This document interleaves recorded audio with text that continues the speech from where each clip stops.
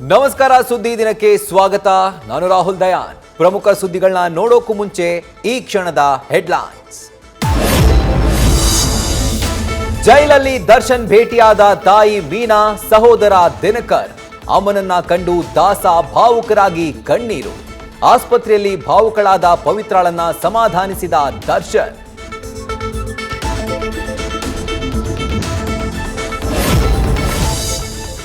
ಬ್ರಿಟಿಷರು ಜಾರಿಗೆ ತಂದಿದ್ದ ಕಾನೂನುಗಳಿಗೆ ತಿಲಾಂಜಲಿ. ಹೊಸ 3 ಅಪರಾಧ ಕಾನೂನುಗಳು ದೇಶದಾದ್ಯಂತ ಜಾರಿ. ತ್ವರಿತ ನ್ಯಾಯಾಂಗ ವ್ಯವಸ್ಥೆಯಲ್ಲಿ ಅತ್ಯಾಚಾರಿಗಳಿಗೆ ಕಠಿಣ ಶಿಕ್ಷೆ.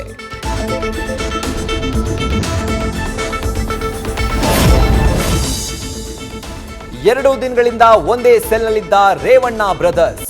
ಇಂದು ಮತ್ತೆ ಸೂರಜ್ 2 ದಿನ ಸಿಐಡಿ ಕಸ್ಟಡಿಗೆ. ಪ್ರಜ್ವಲ್ ಅನ್ನ ಭೇಟಿಯಾದ ತಾಯಿ ಭವಾನಿ ರೇವಣ್ಣ.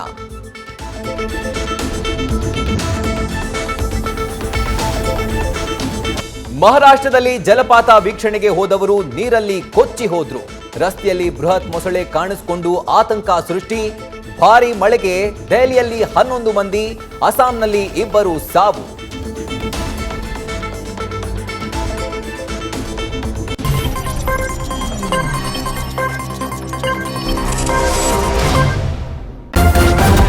ನ್ಯೂಸ್ ಫಸ್ಟ್, ನಿರ್ಭೀತಿಯಿಂದ ನಿಮ್ಮ ಪರವಾಗಿ.